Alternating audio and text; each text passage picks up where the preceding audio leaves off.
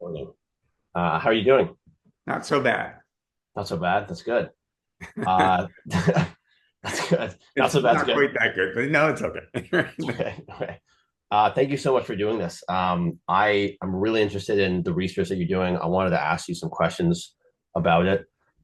So yeah, we can jump right in. So I know you've done a lot of research on addiction, specifically the neural pathways of addiction. I kind of want you just I wanted to just ask you if you could give like an overview of like why like some narcotics like opioids are so much more addictive than like marijuana or like other drugs. Like, can you just like go over like what like neural pathways make those things like so much more like addictive? Yeah, I'm not so sure that's necessarily true. That opiates are a lot more addictive than, say, nicotine. I think nicotine is incredibly addictive as well. Um, but I guess the first thing we have to do is sort of decide what we mean by addictive. And really, for what I've been interested for my entire career in the neurobiology of motivation. So why we do the things we do, and in particular, what pathways in the brain or what circuits in the brain underlie what we do. And in our view, um, any reward, including food or water or mating or drugs of different types, um, can produce two different motivational effects. One is a positive reinforcement effect that's rewarding and enjoyable. And the other one is a negative reinforcement effect. And what negative reinforcement means is you're taking the drug or the food item in order to avoid something that's aversive. So once you have a long history of taking opiates, then taking the opiate away is really aversive. People don't like it, and so they're taking the drug once they become addicted in order to avoid the aversiveness of withdrawal. And so we think there's two independent systems in the brain that work on positive reinforcement. So when an opiate is given the first time or the first few times, they're taking it because it feels good. And the second, after they become addicted, then they're taking the drug in order to avoid the aversiveness of drug withdrawal. And we can make the same argument for food. Um, uh, if you've had a huge meal, there's still room for chocolate cake. And so Right. it Yeah. doesn't depend on not having eaten for a long period of time. And I would call that a positive reinforcing effect. But there's also a negative reinforcing effect where if you haven't eaten for 2 days, you're desperately hungry in food deprivation. And then you're really eating in order to avoid the aversiveness of starvation, essentially. So I think drugs sort of fit into that same sort of analysis, and they work on similar systems. So one of the things that lots of people have found is that the same systems that are important for producing opiate reward the first time you have opiates are somewhat similar to the chocolate cake when you are not hungry, but you're eating anyway because it really tastes good. And so we'd say that those two different motivational effects are acting through the same pathway in the brain, the same circuit in the brain. Even though one is the goal is to have more sweet food, and the other one is to take another injection of opiates. Yeah, that makes sense. Like, I guess like yeah, it makes sense that the pathways are the same, but I guess like for me, it's like the like severity of the withdrawal when you like go off of having sweets or chocolate cake versus go off of having opioids. Obviously, like the withdrawals from not taking opioids is way higher.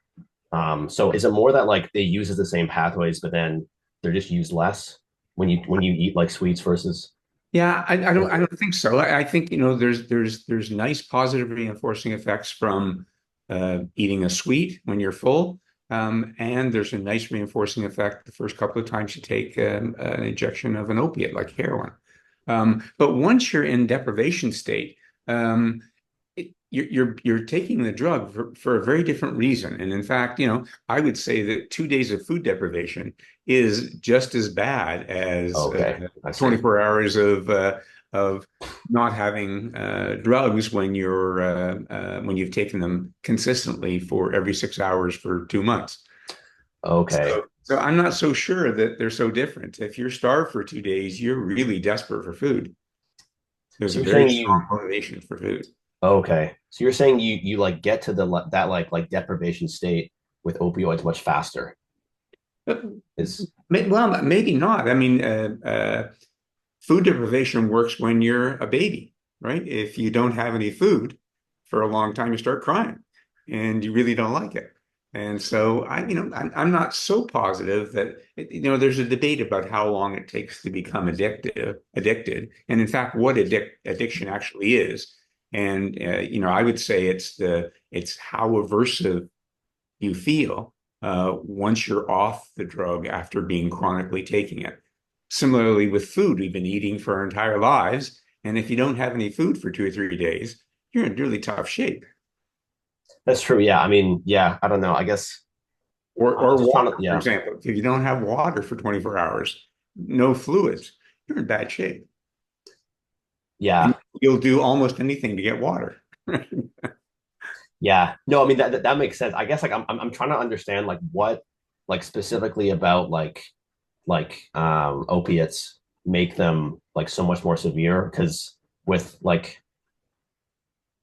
I don't know what makes the withdrawals so much more powerful than like going off of like other things that you guys are It's an active area of research, and you can tell from my answer, I'm not really a big supporter of that idea that opiates are a lot more powerful, both as a positive and negative reinforcer, than other drugs are. I would say nicotine, cigarette smoke, cigarettes can be just as aversive. Somebody who smokes a pack a day for 4 months, if you then take the cigarettes away, those people are really in bad shape. They're jumping and they're crazy and they can't wait to get a cigarette again. So I'm not so sure that, and in fact, I think they're acting on the same pathways in the brain. Nicotine and heroin act on very similar circuits in the brain. So I'm not so sure that there is a qualitative difference between heroin addiction and nicotine addiction. I might concede for cannabis because cannabis has a pretty weak reinforcing and positive reinforcing effects as well. And so, in some ways, the negative reinforcing effect, how much you hate being without it, depends partly on how much you liked it in the first place. And cannabis it's popular, but it's not. Given a choice, animals will work for opiates quicker than they'll work for nicotine. okay. Actually, I also wanted to ask you about cannabis. Is like there any like I think like in the past there's been this notion, which maybe is a myth, but there's been this notion of kind of like marijuana as like a gateway drug. Like if you take that, then you're more likely to be addicted to other drugs. Is there any merit to that at all, or is that No, no, I think that the gateway idea is not completely out of bounds. In some ways, it's a politicalized issue that that's yeah. you're trying to avoid people getting onto other drugs, and you're seeing this as strictly a bad thing. But some drugs don't have huge withdrawal symptoms. So cannabis doesn't have a huge withdrawal system, but it also doesn't have a very powerful positive reinforcing effect, not compared to morphine or food, for example. Okay. So like that, so like the like withdrawals people experience from heavy use of marijuana tend to be like less Yeah, severe. yeah, that's true. Absolutely true. Yeah, yeah. Okay. And then like, do you like see any parallels in the addiction work you've done with other types of addictions, like addiction like to like social media or like Yeah, I mean, the evidence is not great, but I'd argue that that is exactly what's happening. There's a limited number of motivational systems in the brain, and you're always tapping into one of them when you experience new stimuli. And it's those two pathways uh, in our brains again involved in the positive reinforcement effect and the negative reinforcement effect. And I think that most stimuli that are attractive to people will work on one of those two pathways, and presumably both of them, given that the withdrawal from a drug is partly predicted by how much you work in the first place to have a positive reinforcing effects of that drug. Okay. And then specifically with social media, like I think one of the big concerns with that is that a lot of like younger people are getting more addicted more easily. Like Yeah. are younger people like with these like neural pathways, are they more like vulnerable to being like addicted to social media or other things faster than like adults are? I don't think so because if you'll notice, the use of people looking at their cell phones constantly is rising in adults too. That's yeah. It's not just kids who are doing it anymore. I see all kinds of people walking down the street, bumping into people because they're looking, and these are not kids, these are adults. So I Yeah. think it's, mainly that you grew up with information technology and you're good at it because you've been doing it since you were 4 years old. And the people who are 50, it takes them a while to get into it. It takes them a while to get to, but I would say, yeah, social media addiction is not so different than obesity and why you're overeating and in order to avoid the aversive effects of food deprivation.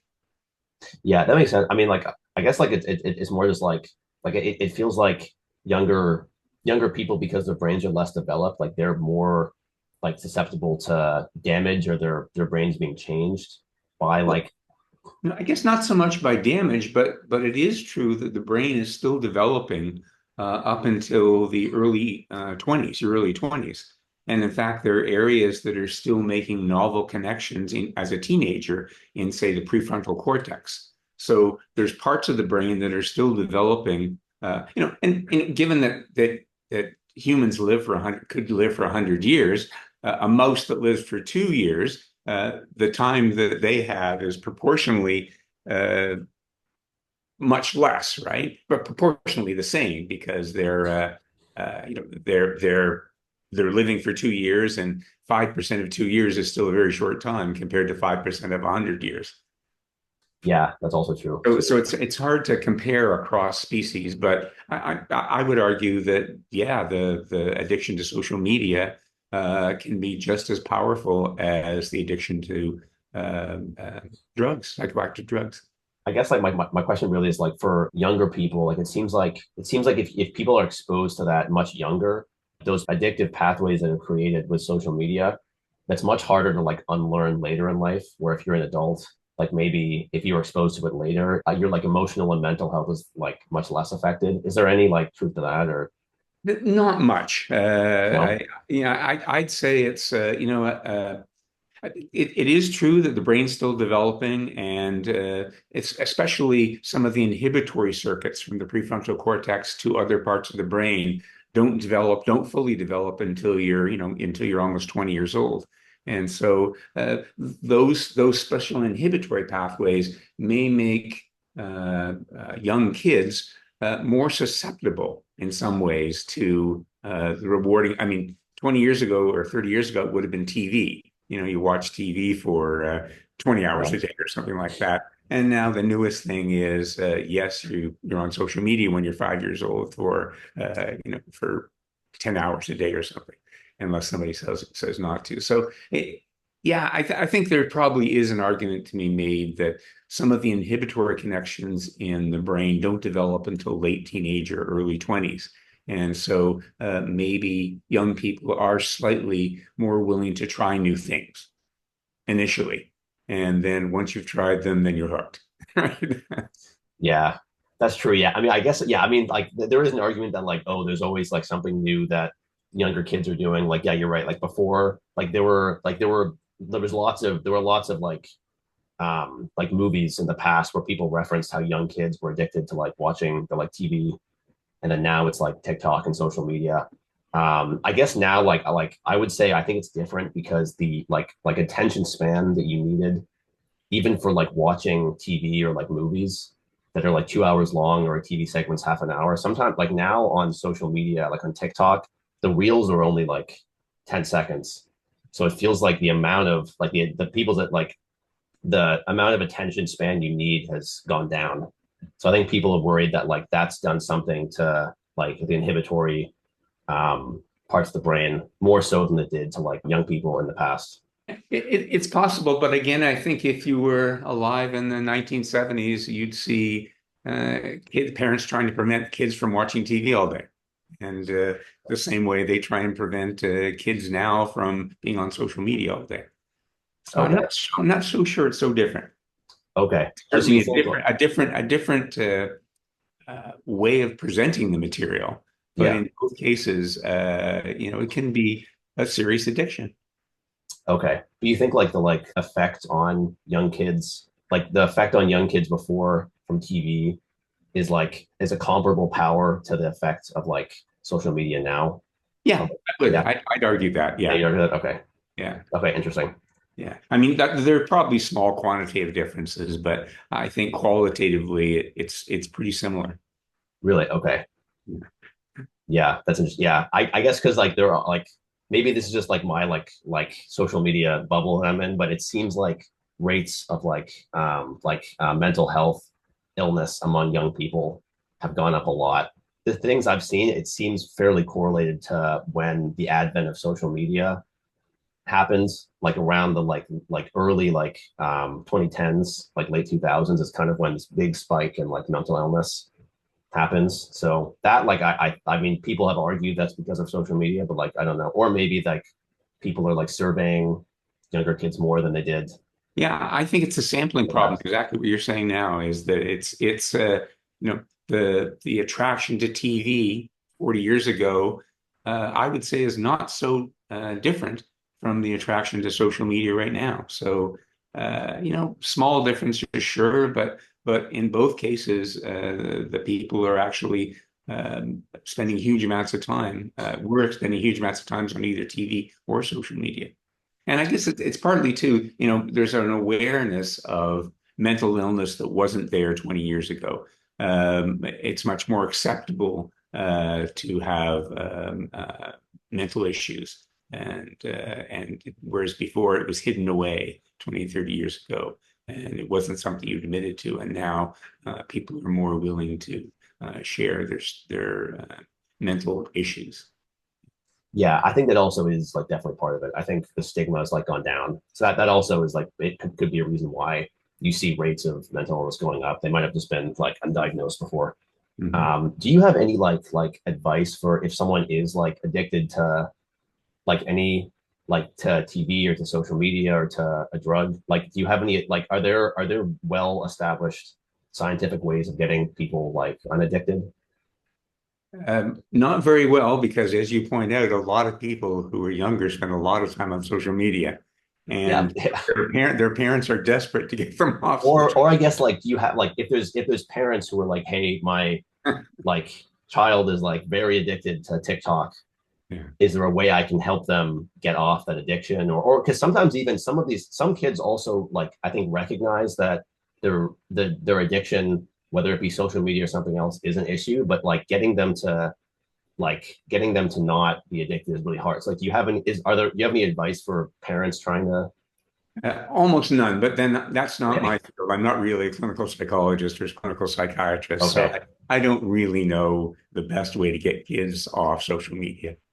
Yeah. okay or I guess like there's no like scientific ways that like you've looked at that are like are like proven or partially proven through studies that can get people like less addicted to things or But I mean, the one that people talk about is, of course, getting kids outside and playing games outside, interacting with other people. One of the problems with social media is it's often done alone.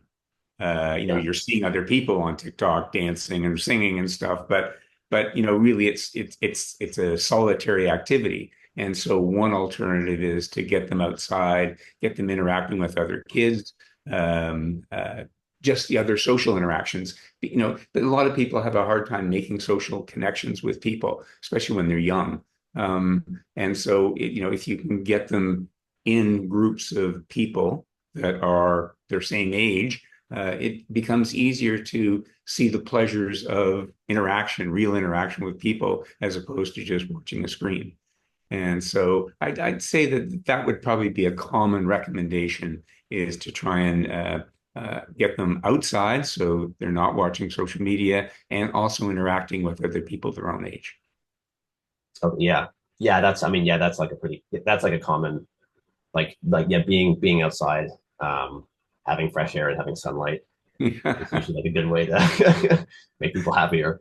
Yeah. Yeah, Um, although they carry their phones around everywhere anyway, so yeah, that's true. That's also a problem too. Yeah, no, that this yeah no that I'm definitely like very like addicted to my phone. It's a massive problem. yeah, even I am too, but I regret it actually.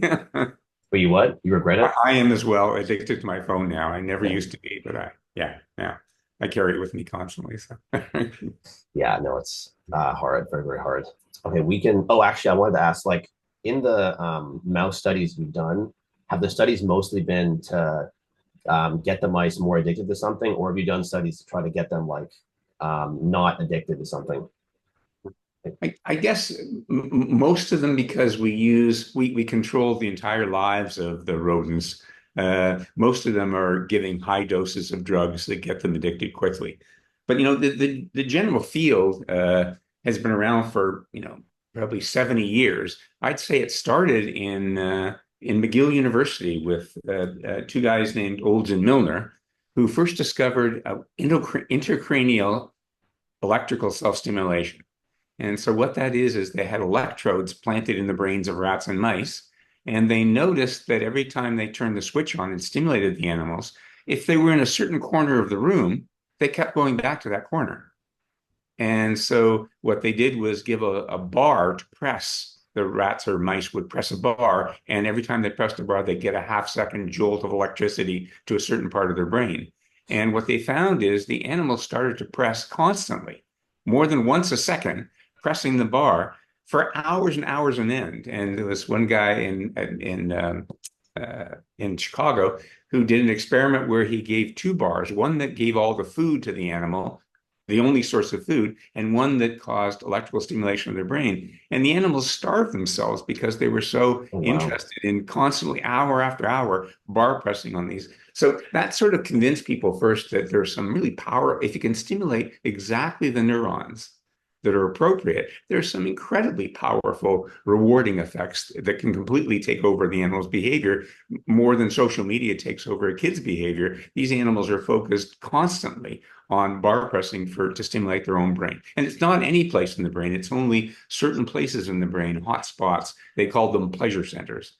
Other places have no effect on the animal. The animals won't bar press. Other places are aversive. If you stimulate, the animals will press a bar to avoid getting a stimulus of certain parts of the brain. So this is that was really the start of the studies of the neurobiology, trying to link motivation to pathways in the brain, and that's now been a huge focus of study for lots of labs for the past 50 or 70 years.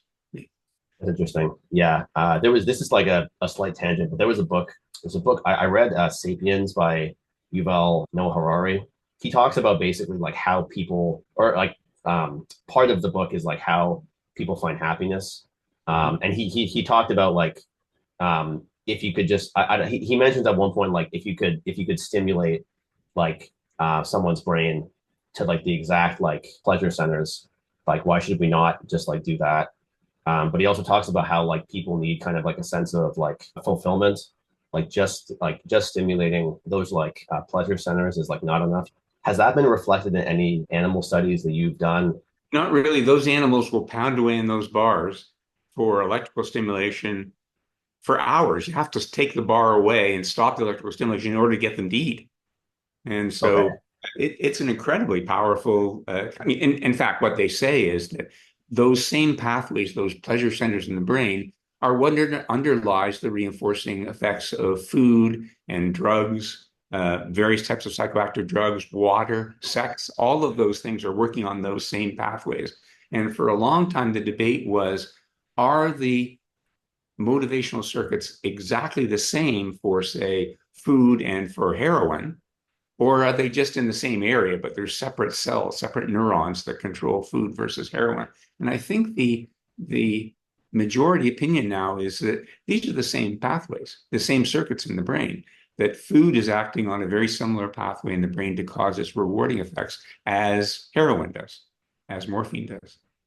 But it's important to know that that people, when they're hungry, know to take food, not necessarily opiates. And when they're in drug withdrawal, then they know to take drug rather than take food, because food's not going to completely do it for them, right?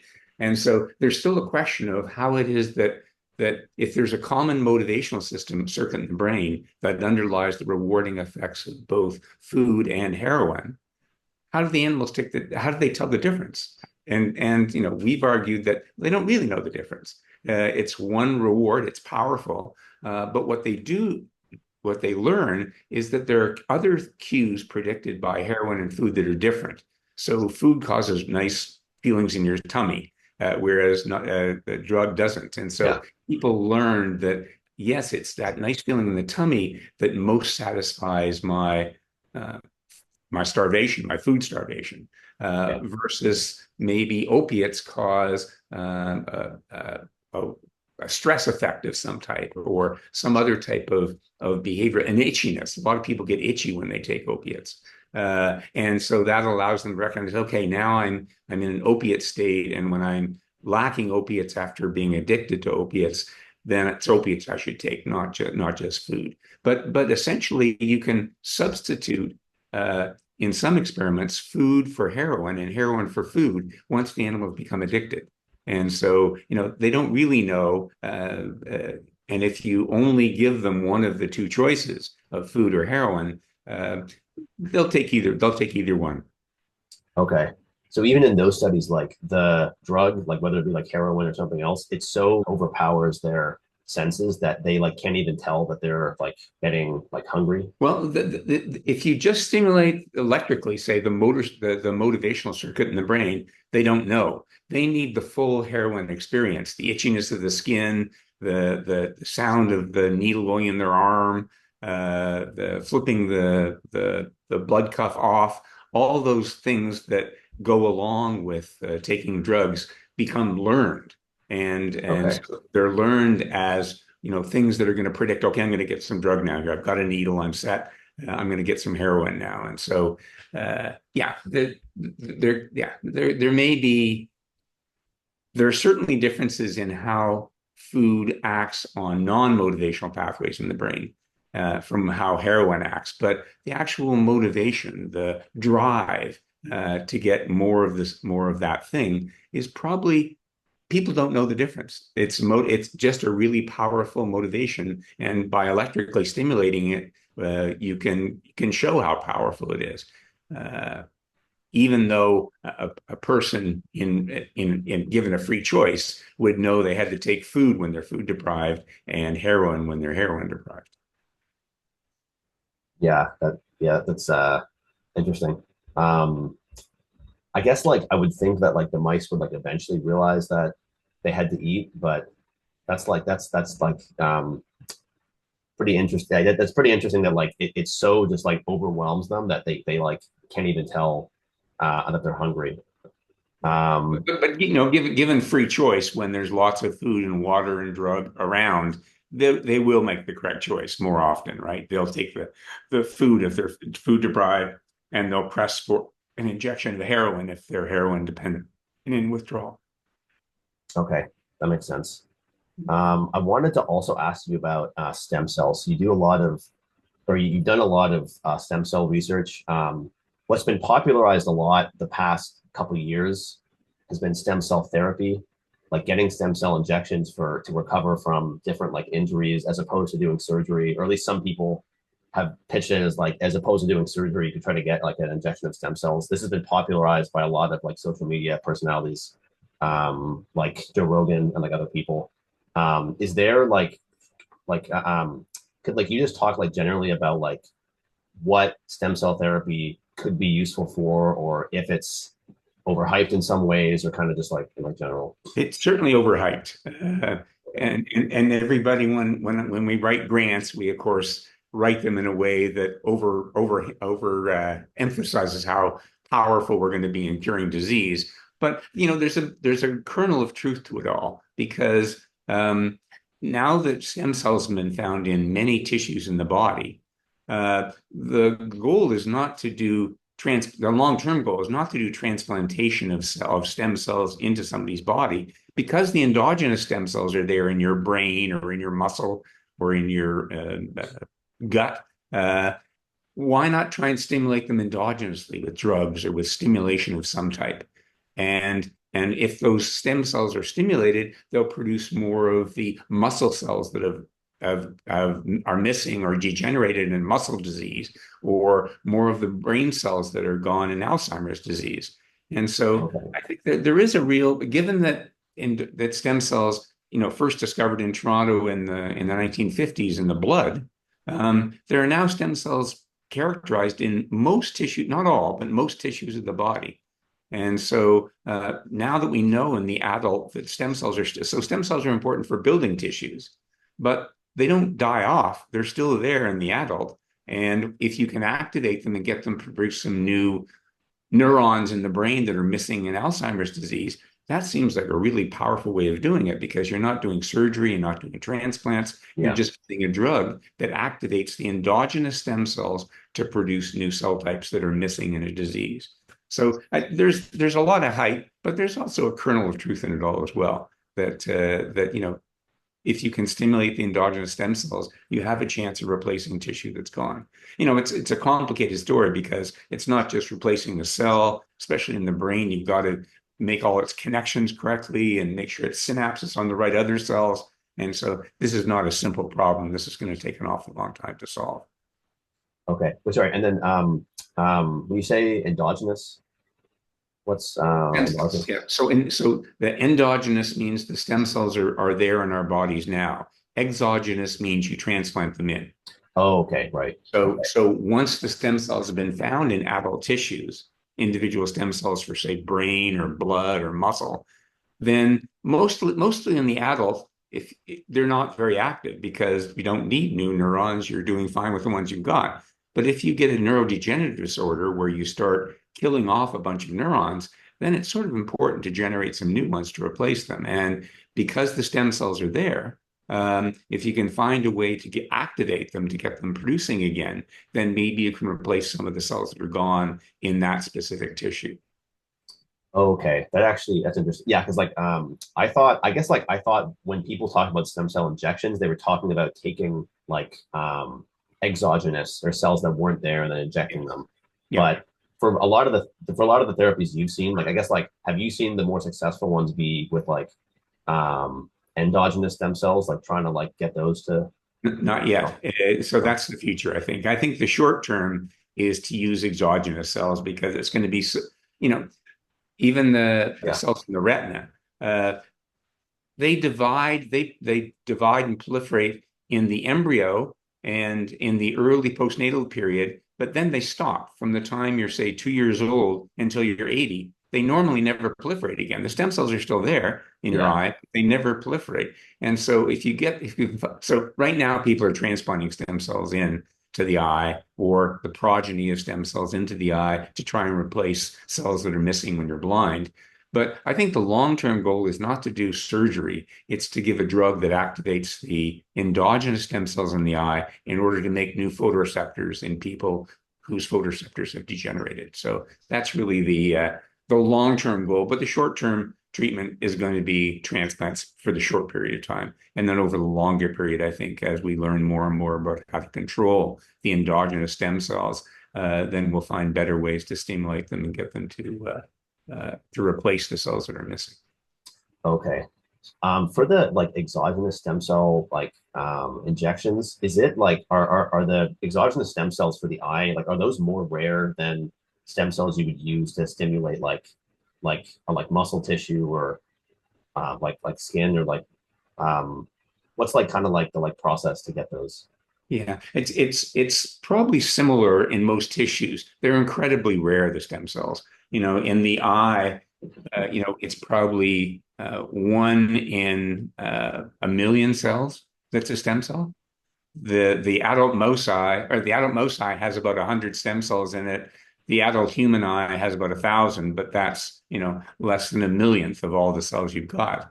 And so it's a small number of cells that are situated in a very small place in the brain. And, we're just now learning how to try and get them to proliferate, because normally they don't proliferate, don't divide from the time you're two till the time you die when you're 80.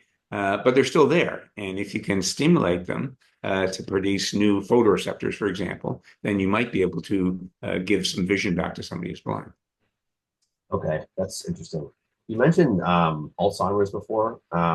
So like have there been studies to like implant stem cells into people with like Alzheimer's, like into their brains to try to like re-stimulate? Because that seems like it would be a like extremely hard problem. So again, that's future research. So it's not happening now in humans. That's happening in mice and rats right now. I Okay. think it's future, and there are people.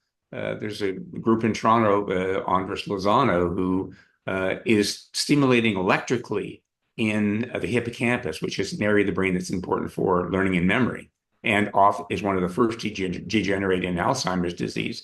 And he's stimulating in the area of the hippocampus with an electrode in humans, in Alzheimer's patients, and reporting that he can stimulate some of the quiescent stem cells, the non-proliferative, getting them to proliferate. So I don't think it's the optimal way. I think we want to give pills rather than have surgery again to Yeah. implant electrode into a human brain. But in the short term, he seems to be having some success in getting some of the old, 80-year-old quiescent brain stem cells to start proliferating again and hopefully make some neurons that are lost in Alzheimer's disease. And so, again, the short term is going to be transplants, but the longer term is going to be activating the endogenous cells and chemically with drugs and getting them to make new neurons that can store memories.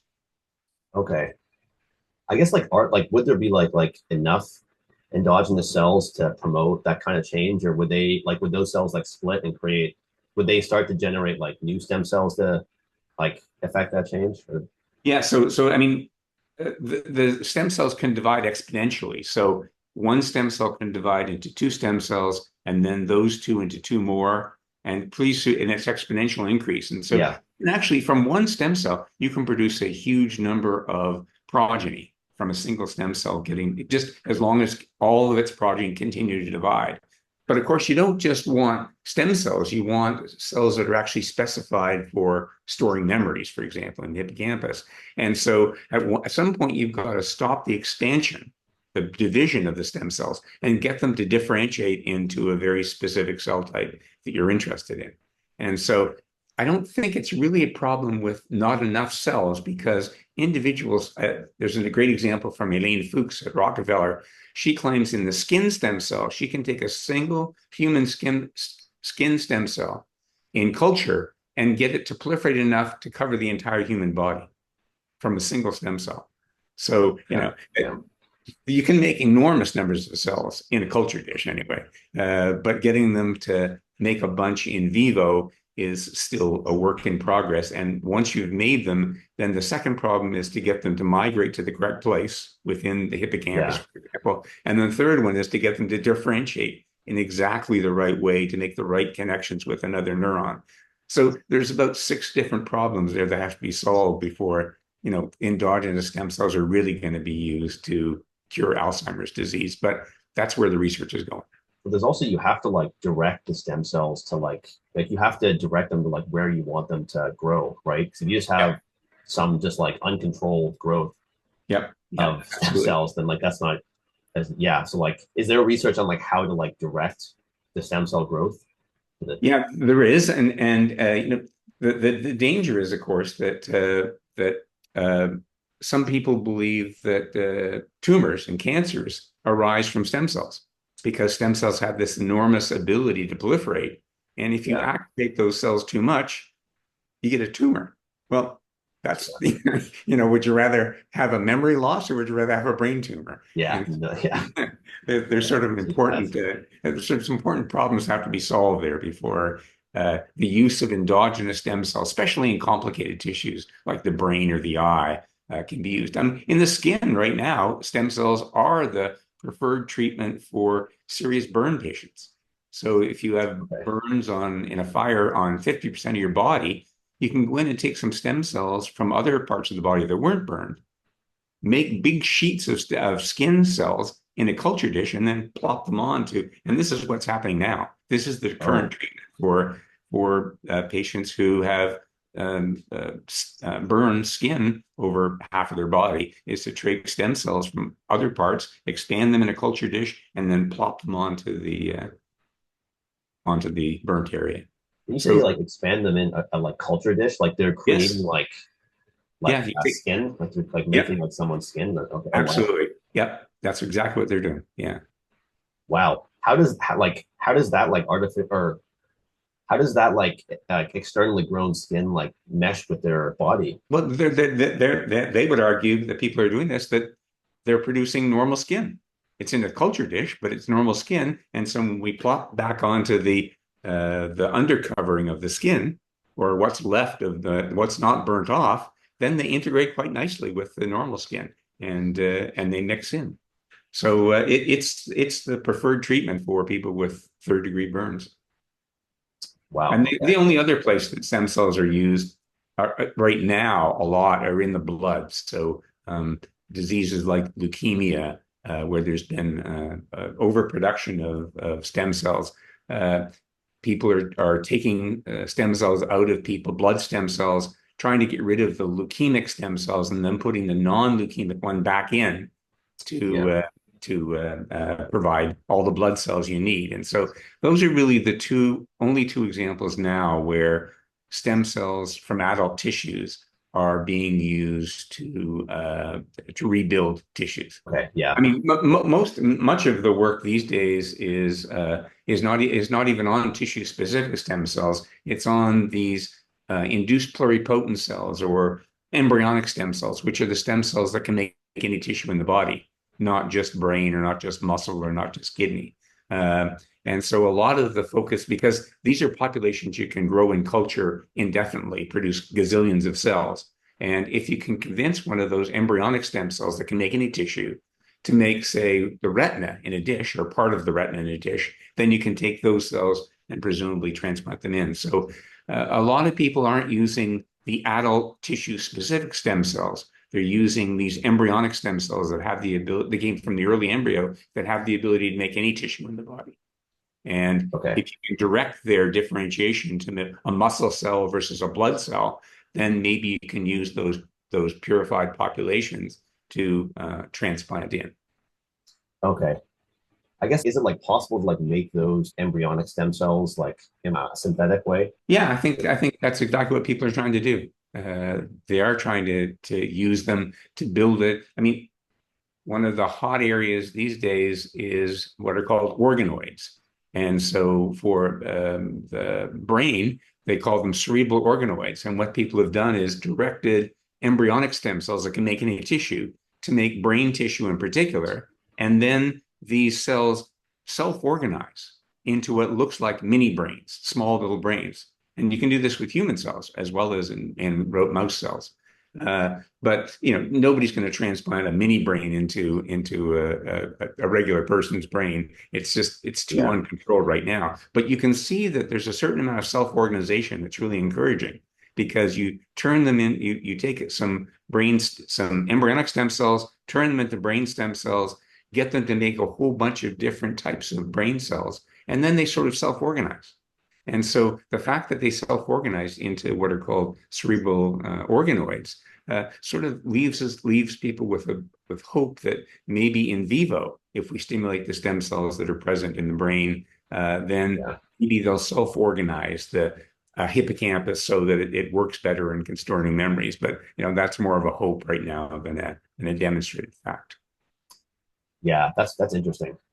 Being able to create like brains in like a petri dish, like very yeah no like I don't even know because I think part of the problem too is like we have a like poor understanding of how the brain functions now. That to like create one and then have that be someone's brain, like we would have no idea what like personality they would have. We'd have no idea like what like how that person would act. Well, and especially So, if you're trying to replace cells in a memory part of the brain, what happens to the oh old wow, memories? They're yeah. gone.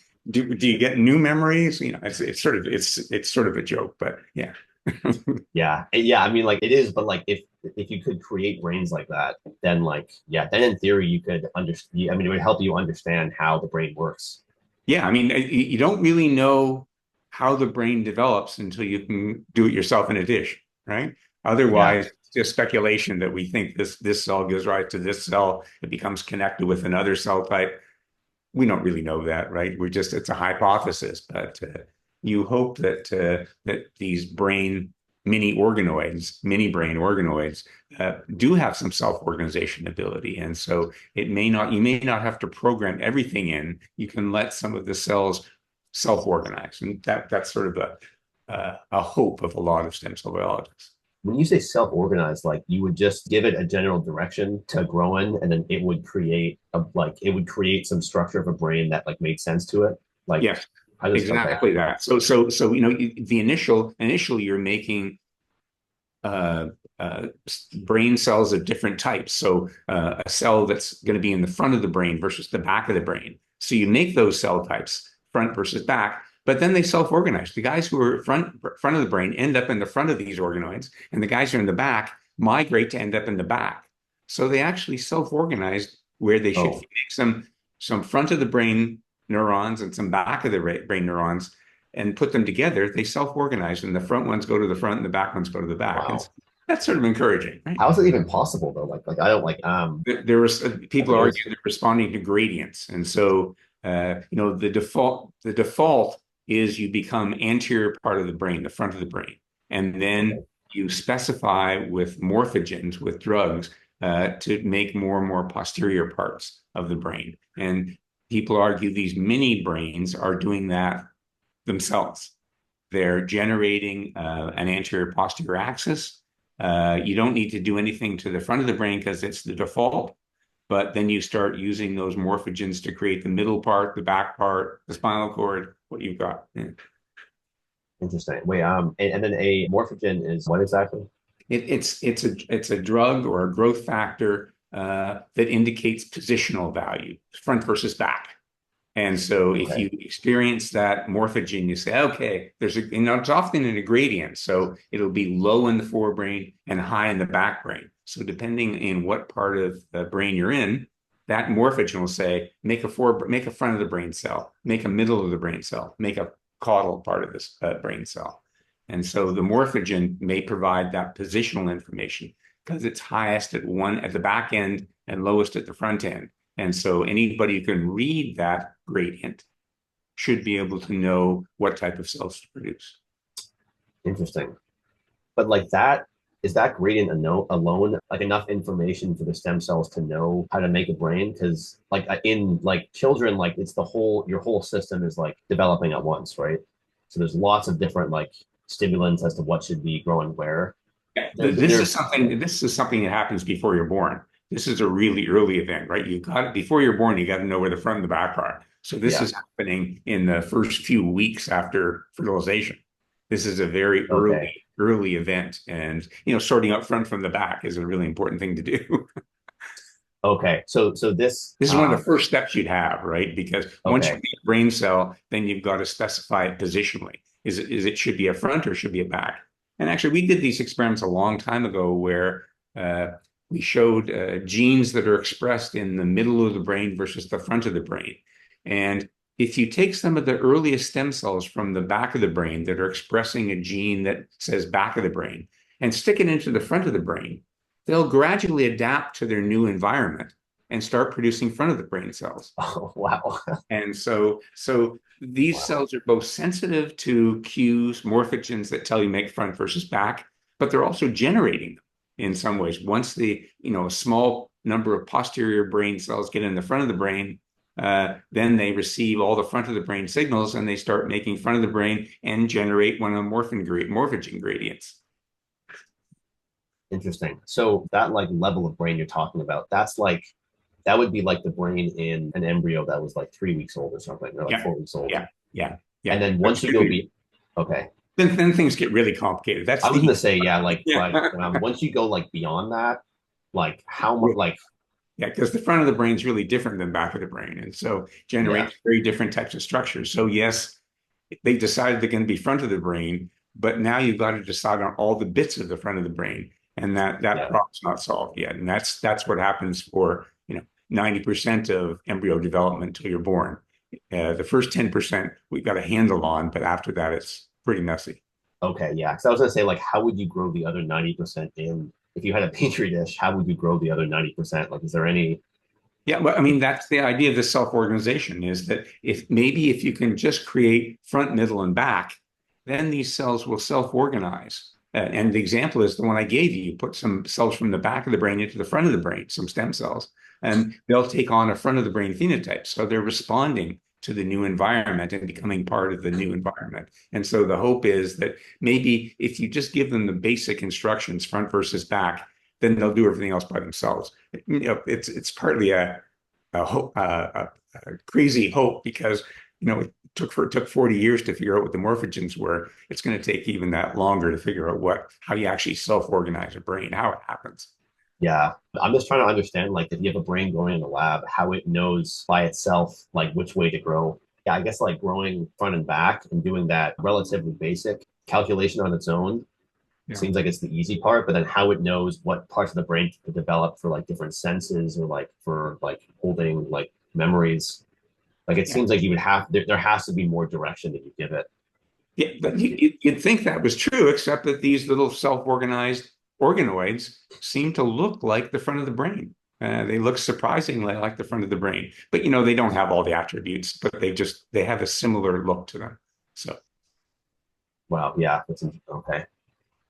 I know I mentioned just front versus back, but of course there's a positional information in top versus bottom of the brain too. So there's another gradient that's high at the bottom and low at the top. And so it tells you, well, you're front bottom of the brain. So you're getting closer, right? So the more you specify all the coordinates of what you are, through these gradients that go dorsal ventral up and down or anterior posterior, then at least you're in the right ballpark. You've got cells that should be in the right ballpark. Then self-organizing interactions, it's argued, allow you to generate more brain structure just without doing anything. It just self-organizes. So yeah, the simple problem that they're having a hard time solving now is once these mini organoids, brain organoids, get a little bit bigger, they start dying from the inside because all the nutrients are on the outside. And so Oh, it's a real problem right now because you're getting this self-organization and then the cells in the middle are dying on you.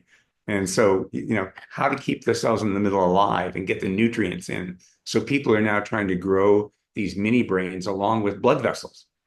And the blood vessels sort of come in and you can shoot nutrients through the blood vessels to try and keep some of the cells in the middle alive. So that's one of the things people are trying to do now. the brain, at least I would argue, the brain is the most complex like organ. So if you can do that with brains, I think I have seen actually they've tried to grow like limbs and like other things with stem cells or other methods. Those must be a lot like further along than this, right? Yeah, I mean, but if you look at some invertebrate organisms, so without a backbone, there's planaria, these roundworms. So a single worm, if you cut it into 100 little pieces, Yeah. each one of the pieces will grow a new front end and back end. So they can regenerate their entire body, including their eyes and their brain and everything. So from a 1/100 slice through the middle of the animal, you'll get a new head and tail, including all the right structures regrowing. They'll generate a new brain, an eye in the front, and a new tail in the back. And it's stem cells. It's a rare stem cell within the small piece that's left that do all the regrowing. It's 1% of all the cells are stem cells, but they're doing all the proliferation in order to build all the front and the back of the animal again. Wow. So, Would so those work? that, yeah, so that sort of gives you a little flavor of some of the powers of stem cells in regenerating organism, and it really illustrates the self-organization idea, right? Because you're growing a whole new head and eye off one end and a whole new tail off the other end, and they look correct. Those animals are fine. I feel like worms are less complex than brains. So I That's feel like probably fair. It's probably fair. Yeah. the amount of information they have to like recreate, Yeah. it would seem like that would be less. Like also, I mean, like if you took like 1/100th of a worm and you regrew it, would it like behave the same way that the original worm did? Apparently they Oh, do. really? Yeah. Okay. Yeah. And they can even, so some of them are hermaphrodites, so they self-fertilize internally, and so they can get back their ability, they can regenerate the sperm and the egg, and they can get back to worms that actually generate new worms. It's fantastic, actually. That's interesting. That's also because their whole body is the same, right? Like their brains is like. I remember maybe this is also like a myth, but I remember you hear when you're younger like that worms have like multiple brains. And I don't think it's really true. As the planaria grow back front of their head with an eye and the brains, and they get connected correctly, and they grow a nice tail with the gonads, the sperm and the egg in them. And so they seem to be able to do a pretty good job of regrowing. But this has only been shown in invertebrates. You can't do this in animals with the more complicated animals with a backbone. There's a little bit of regeneration you can sometimes get in fish. You can cut off part of their tail and it'll grow back partly. But it's nothing as like these planaria where they can grow essentially their entire body back.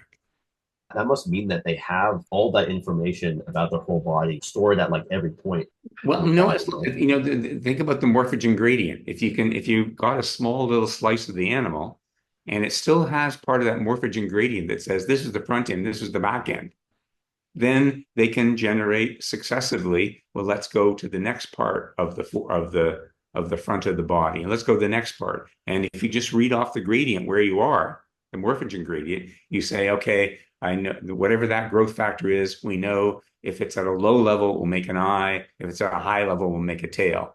And so as long as you can specify, I think people argue that the reason why you can't go more than 1/100th of a planaria is there's not enough space there to establish a gradient now of anterior posterior. But as long as you've got Okay. enough to establish a gradient anterior and posterior, then you can regenerate in order things that are at the front versus the back of the animal. What does it use like when it establishes that gradient? Like, what is it using to like what like information is it using to like establish that?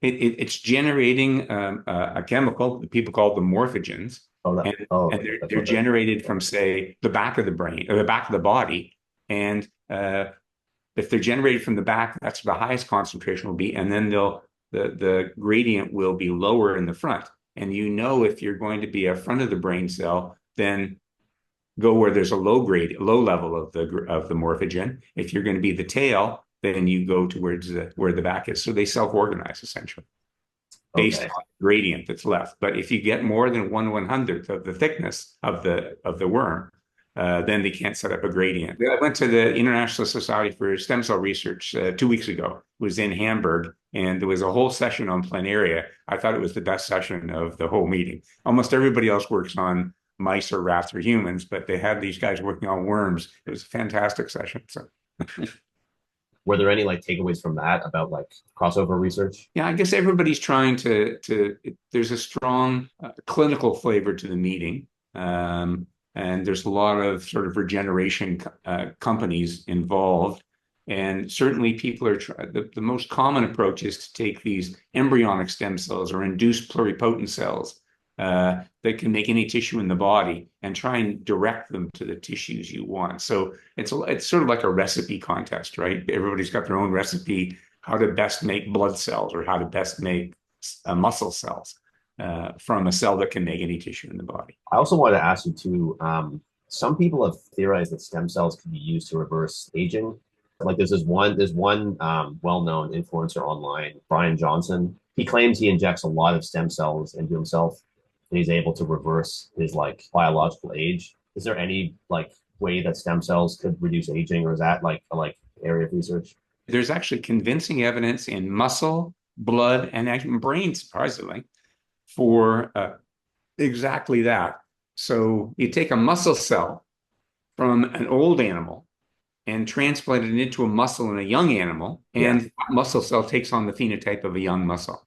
So you can rejuvenate tissues by putting old stem cells into young animals, and they can rejuvenate the stem cells so that it makes fresh neurons or neurons that are much younger than normal. So there's good evidence in blood, brain, and in muscle for rejuvenation effects, where you put an old cell into a young, and it goes the other way too. If you put a young cell into an old young stem cell into an old animal, then Yeah. that cell becomes older, doesn't produce as many cells, doesn't isn't as active, will die quicker. So there's pretty good evidence for stem cell rejuvenation, both ways, that old cells will become younger in a young body and young cells will become older in an old body.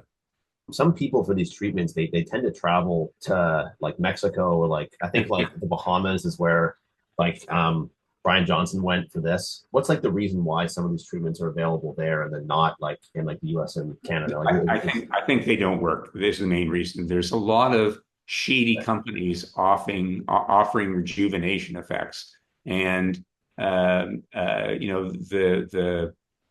wealthier countries have got good control systems where they don't let these fly-by-night companies that have no evidence that their treatment works. Most of them have no evidence that the treatment works. And so yeah, this was the International Society for Stem Cell Research has tried to have a whole list of criteria of what has to be satisfied before you can claim that we're going to do something with stem cells. Because yeah, most of the companies, 95% of them, are just trying to take advantage of people who are desperate. And yeah, they're using techniques that don't work or show it works in a mouse, but nobody's ever tried it in humans before. So, do these people want to be the guinea pigs? Yes, because they're desperate. So I think that the reason why they go to countries that are less wealthy is that they don't have a system for policing some of these companies that are offering cures that aren't cures at all. there are some people who claim that it's helped them. I follow mixed martial arts, and there's some fighters in the UFC who've gone to Mexico to get stem cell treatment to repair a like wound they've had, or like their knee has been injured for a while, and they had stem cell injections, and they like claim that it's helped. But I'm an unbeliever, I think, a disbeliever. Yeah. I mean, there are examples. I mean, certainly the skin example I gave you in burn patients. I mean, there's yeah, an example where, yeah, it works. It's the accepted treatment. It's the only thing you've got right now if you've burned away half your skin is to make some new skin and dish and put it back on. But I think these other things of, it's not even clear what stem cells they're injecting. They call them stem cells, but are they embryonic stem cell? Are they adduct stem cells? Are they, what kind of stem cell are they injecting? Most companies won't tell you because it's that's a good proprietary. point. So, they're injecting stuff in. They don't tell anything about the stem cells. Never mind having clinical trials. They don't even tell you where the stem cells came from. Are they That's even interesting human? too. Are they even human? Right? I don't know whether they're human or Oh, not. that's what other species Well, the stem pigs cells be? and cattle, you can get Okay. stem cell types out of those animals, and so yeah, I think it's mostly a con job. I think definitely like parts of it seem suspect. If you were to say like what the safest injection of stem cells would be, like if someone somehow knew that like they could get either like embryonic stem cells or stem cells from a different place, like what like would be the likeliest to work? In principle, you might say embryonic stem cells are the most likely to work because they can make any tissue. But the problem is they also make tumors. So Okay. if you inject undifferentiated embryonic stem cells under the skin of a mouse, in 1 out of 2 mice, they make huge tumors. You can actually palpate by 3 weeks later. So, You went by 3 weeks later? feel them through the skin. You can actually feel Oh, the tumors growing right underneath the skin. And so, okay. yes, ES cells are fantastic, but they have such a huge proliferative potential that they usually make tumors. They don't make the right type of tissue, they make tumors. So right now, I think if you were forcing somebody to pick, I would pick an adult stem cell that at least could integrate into the tissue that you're trying to fix. So a brain stem cell for the brain, a muscle stem for the muscle. But injecting embryonic stem cells and hoping that they'll differentiate completely, like a planaria, which is, it Yeah. works in a planaria. Why won't work in humans? But mostly they form tumors. And so, I think there's not only a danger it won't work, there's a danger you're going to get a tumor from it. You're going to get cancer from it. So I should probably look more at like what types of stem cells are being given in like Mexico and other places. Because yeah, mostly they won't tell you. They'll just say stem yeah, cells, right? And then if you ask for the evidence, they don't have any evidence, right? They won't say where they came from, and they won't say here's a study that shows it works. it does seem likely that like a like easy place to get stem cells from would be like from like cattle or from pigs. Yeah, it seems like it'd be easy to get stem cells from those and then just say that they have stem cells, but not specify like where exactly. But I guess it's changing a little bit because of some work that was done, got the Nobel Prize in Physiology of Medicine 10 years ago by Shinya Yamanaka, a guy in Japan. And what he found is you could take skin cells and put in four genes they don't normally express and turn an adult skin cell into an embryonic stem cell that will make any tissue just by expressing four genes in it. And he called these they're now called the Yamanaka factors, but they're four genes that are expressed at high levels in embryonic stem cells. And you put them into an adult differentiated skin cell, and at a really low frequency, like 1 in 10,000, one of those cells you put the four extra genes in will become an embryonic stem cell. Or it's called induced pluripotent cells, but they're essentially the same as embryonic stem cells. So that's really what people are focusing on now, both the fly-by-night clinics as well as the regular researchers, is they're focusing on making embryonic stem cell-like cells that can make any tissue in the body, and then focusing on how do we narrow them down to muscle or brain or blood. Okay. Why is it like 1 in 1,000 that will like become a embryonic stem cell? Like, is like there like some randomness in how those cells are made? So we published a couple of papers in the last 2 years saying, yeah, so there's two explanations. Or one is that, yeah, it's just a rare event because you have to get the right levels of the four genes in order to get them to go backwards from an adult cell into an embryonic cell. And it's very rare you can get the balance right. The other possibility why it's so inefficient, it's 1 in 10,000 cells, is that not all cells have an equal ability to be reprogrammed back to an embryonic cell. And so we've identified another cell in the skin called a neural crest stem cell that we think is the main cell that's being reprogrammed. And it's a cell that already makes a whole bunch of tissue. It makes muscle tissue, it makes brain tissue, makes several different types of tissues. So it's already close to an embryonic stem cell in terms of what types of tissues it'll make. And those are the cells that we think are the only ones, if not the main ones, that you can reprogram back into an embryonic stem cell. It's a very rare event, but it doesn't matter because once you get one of those embryonic stem cells or induced pluripotent cells, it'll just carry on. You can proliferate it for years in culture and continue to experiment with it. So even at a low rate, you get some useful cells out. I guess a lot of the hype around stem cells has also been surgery for a lot of people is such a like extreme option where many of the surgeries seem to be like very like last minute, like you're breaking some bone to reattach something, and they're so rough that I think so many people are trying to find some other route to heal. Yeah, and what most people are willing to accept are drugs. So a Yeah, drug that you just take and swallow, if it can work on a certain type of cell or can activate an endogenous stem cell in the brain versus the muscle, then most people don't have a problem with taking a pill by mouth. Whereas going in for brain surgery is hardly something you do at the drop of a hat. yeah, yeah, no, would not be good. If someone got a stem cell injection and then realized that it was having adverse effects, is there any way to like reverse those, or is it kind of too late once you've gotten the? Well, it's sort of like having a tumor. If your embryonic stem cells form a tumor, you can probably go in and take it out again. But the problem is it made some tumor cells, and some of those tumor cells didn't stay in the same place. They migrated to other places.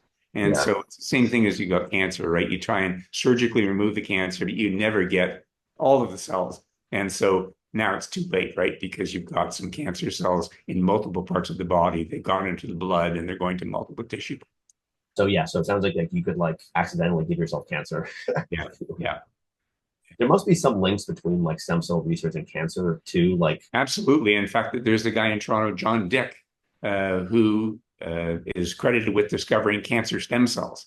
So, usually when you get serious forms of cancer, they put you through chemotherapy and radiation therapy to try and kill off all the dividing cells, yeah, but they get rid of all the cells. The cancer stem cells, the cell that was originally became cancerous, is still there. It survives almost, mainly because they're no longer proliferating, so they can't be killed by treatments that kill proliferating cells. But they're the cell that actually you can identify, take out, put into another animal, and get a second tumor. So most of the cells in the tumor can't form a second tumor because they're not making copies of the stem cell themselves. But the few stem cells that do make copies of themselves, then you can take those cells and serially transplant them from animal to animal and give tumors to all those animals. And so John calls those cancer stem cells. They're stem cells that are transformed, are going to form uncontrolled proliferation. Most of the cells in the tumor will die or just survive without dividing, but a few of them are cancer stem cells that are quiescent if the tumor is just growing in the body. But if you take it out, those are the cells that start proliferating again and serially transplant them in, and you get a secondary tumor. Oh, okay. Are So yeah, those there's a huge connection between stem cells and tumors, cancer cells. and then are those cancerous stem cells, are they concentrated in one part of the tumor, or are they kind of like all like Some people think that they're concentrated in the center of the tumor because they started the tumor, so they're stuck in the center. But it turns out they're also really migratory, especially for blood cells, is what a lot of people study because you can do transplants of blood cells in humans and in animals. Especially in the blood cells, the cancer stem cells tend to migrate. And so okay? they leave. They're the first ones to leave. So they leave, and they're not always proliferating, but they're leaving and going and migrating somewhere else. And so uh, it's the reason why many cancer treatments aren't successful, and the tumors come back repeatedly. And that's presumably, according to John Dick, due to the cancer stem cells, the cell that actually first formed the tumor and is carrying the tumor on into other animals. What like originally piqued your interest in stem cells and addiction and some of these things? Like, was there a Yeah, I guess as an undergraduate, I got to work in a lab where somebody studied intracranial electrical cell stimulation. So those original findings that, an animal would press a bar for a half-second jolt of electricity in certain parts of their brain.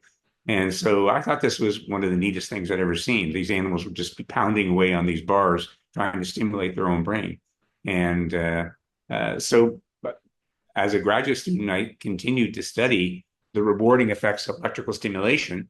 But we started to think that, well, the problem with electrical stimulation is it's not specific.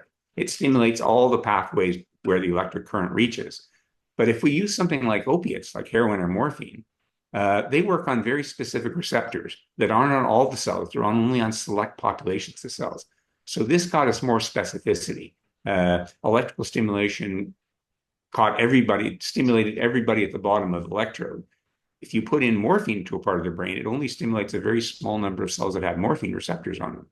And so we thought this would be a better way to analyze the circuits that underlie motivation. And most recently, we've been using this new technique. It's just a simple extension of more and more specific ways of stimulating the brain. And what we've been doing lately is optogenetics.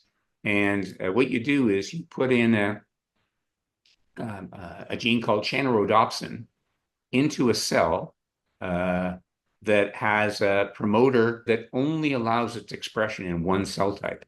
And the channelrhodopsin protein is actually sensitive to light. And so you lower a laser where you put the injection in, and you can selectively stimulate with light some of only the one type of cell that you labeled initially. So it's a more specific way using lasers to stimulate the cell that you're interested in and you hypothesize might be involved in the reward. So I think the whole history over the last 70 years of the neurobiology of motivation is finding better and better and more specific ways of stimulating parts of the brain. And optogenetics is the current favorite. And it's allowed us to make some neat findings that we probably wouldn't have made any other way. But, with things have progressed from using just general electrical stimulation to chemical stimulation that only acts on certain receptors, to optogenetic stimulation, where you're only stimulating a small population that you've identified. So you lower the laser into the brain of the animal so that, the animals have got these big head pieces on with the lasers and everything else. And you can focus the laser stimulation just on one small area. Within that one small area, you've already used a promoter to only express your laser excitable tissue in a very small number of cells. And so you can say that specific population is or isn't producing reward. The animals will press a bar forward or run to a part of the environment where they can get stimulated with that, with the laser there. So it's just a more and more, it makes it sound like a not very, a field that hasn't advanced very much. All we're doing is find better ways to do the same thing with, Yeah. with more specific stimulation parameters. Yeah. With this laser, like, were you shining it like on the top of their head, or were you like opening? We're opening the skull and putting Okay. the really thin laser down directly above the place where we injected the channelrhodopsin to stimulate those cells. So the laser goes in and we take it out after, so we give them a conditioning section for half an hour, then we take it out and put them back in their home cage. So we leave the cannula permanently in the brain and we just lower the laser in when we want to do an experiment. Okay. So it was like that experiment and experiments like that when you were in college. That was kind of that was when you realized that like this was something that you wanted to do. Yeah, it was a really neat phenomenon. And so electrical stimulation of the brain was a Canadian discovery in the 1950s. And it was a neat, it's a dramatic finding. It's a dramatic example of controlling the animal's behavior because these animals would just sit there and pound on the bars once a second for a half second jolt of electricity in Did that they part of like the brain. did Yeah. like their like arms get like tired after a while? Like did they, They just keep pressing through. They change their arms. Sometimes they bite the bar and do up and down with their head. oh, Right? really? Wow. They look really crazy. I mean, they look addicted, as if they're going to fight somebody to. That's fascinating. Yeah. Yeah, I'll have to look up some like videos on that. That's yeah. There's some good videos on it actually. So yeah, did you put like a barrier? Like did you try to like block them from getting to the bar? yeah. Yeah. And yeah, they don't like it. They really No. dislike it. Right? Yeah, and the way we're doing a lot of studies is we don't give them a bar now. What we'll do is have two different boxes, one that's black and one that's white, and stimulate them on one box, not stimulate them the other, then move the two boxes together, sit the animals on the middle between the two boxes, see where they go. And so what they do is if they liked it, they spend all their time in the black environment where they got the stimulation rather than time. So it's an easier way to quantify how rewarding the drug is by the amount of time they spend in that arena. Okay, so these videos where you have mice like bashing their heads on the bar, those are going to be from like Yeah. 1980s or like 1990s. Probably rats, because Probably most of the stuff rats. is definitely done in rats.